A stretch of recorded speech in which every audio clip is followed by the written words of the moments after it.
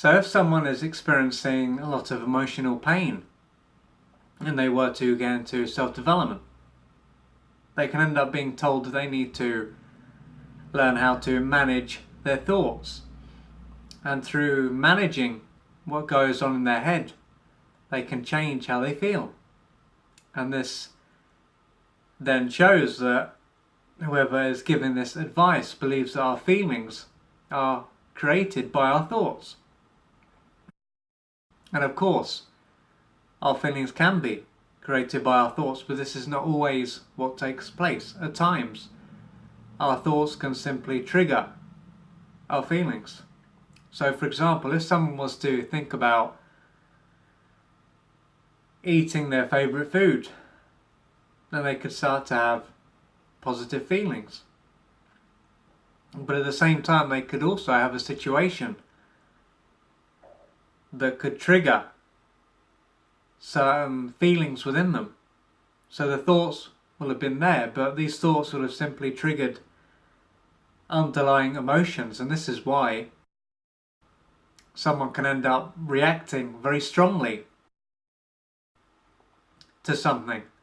So instead of reacting and it being about a 2 or a 3, it can end up being a 7 or an 8. So someone could say something to them and someone could end up getting really worked up. It's like, they're very deeply affected by what was said. And in this case, it could be said that they are overreacting. So back to the main point. The reason why thoughts can trigger feelings already there is because these feelings can go back to a time in their life when their thinking brain wasn't even fully developed. So there would have been no thinking at this stage of their life. And then to say that their feelings are only created by their thoughts is completely, there's no basis in reality.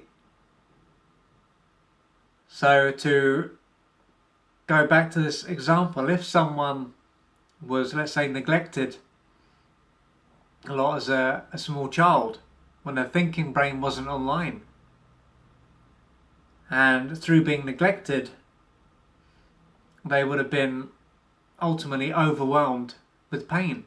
And through having no one there, the only option they would have had to stop themselves from being completely overwhelmed would be to disconnect from this pain.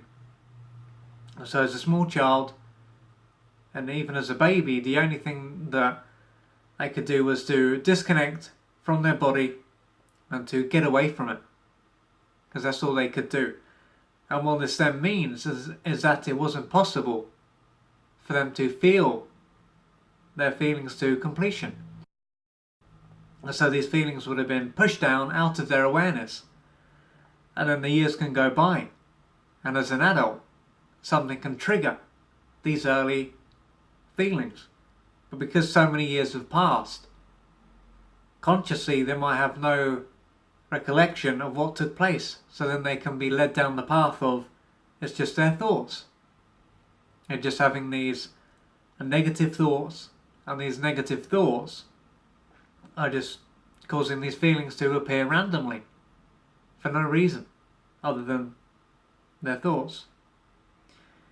So as an adult, playing around with their thoughts can simply cause them to push down their feelings even more, to create more of a distance between their mind and their body, because their body is where their feelings will be found. So in order for one to actually develop a better connection with their body and to let go of their feelings as an adult, they will need to feel their feelings to completion. So as a child they can do that, but as an adult it would be up to them to go into them, to feel them, so they can feel them to their completion, and then they will be gone. And as their body is different, they will also find that they will have different thoughts too. But of course, if they've got a lot of pain in their body, it can be hard or too much for them to process their feelings. And this is why external support is so important, so another person can hold the space, can supply the presence, so that one can go where they wouldn't go by themselves. And this is an area that would be too painful for them to go by themselves. So through working with a therapist or a healer, someone can get in touch with this pain and start to work through the layers that are within them. And through doing this, their thoughts will change, and their brain chemistry can also change, because the trauma can affect their brain and their head and the brain and their stomach. And these are two places where the chemicals serotonin and dopamine and all those chemicals are made. So through dealing with the trauma, they will feel better, their mind can settle down,